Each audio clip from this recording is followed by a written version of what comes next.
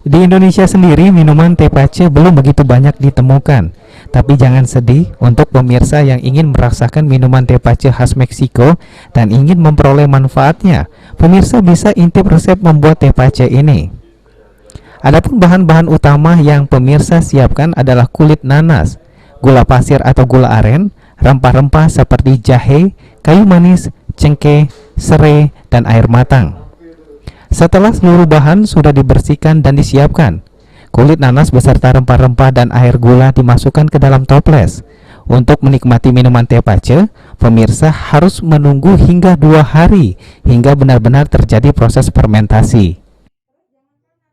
Kalau kelebihannya dari minuman ini apa, Bu? Dari kandungannya, Bu? Kelebihannya ya kita tahu kan nanas itu superfood ya. Vitamin C-nya tinggi, anti kanker, terus tinggi serat, terus juga bagus untuk pencernaan. Ada bakteri-bakteri baik seperti bakteri asam laktat, itu sangat bagus untuk pencernaan. Pencernaan yang baik itu kan menaikkan sistem imun. Insyaallah bisa mencegah dari COVID ya, insyaallah. Kelurahan Majasari yang mengadakan demo memanfaatkan limbah kulit nanas berharap kegiatan ini dapat meningkatkan perekonomian warga, apalagi Kota Prabu Muli terkenal akan buah nanasnya. Kegiatan ini sebenarnya dalam rangka penguatan kegiatan sebelumnya.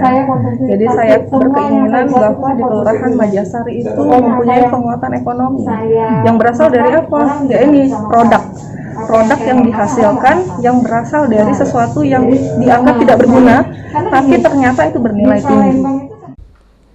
Ketika meminum teh pace, pemirsa akan merasakan asam manis, sedikit pedas, dan sensasi soda alami yang dihasilkan dari proses fermentasi. Karena merupakan minuman probiotik, tentunya teh pace juga memiliki manfaat dapat melancarkan saluran cerna dan meningkatkan imunitas tubuh. Cocok sekali diminum saat masa pandemi seperti saat ini. Beni Firdaus, PAL TV.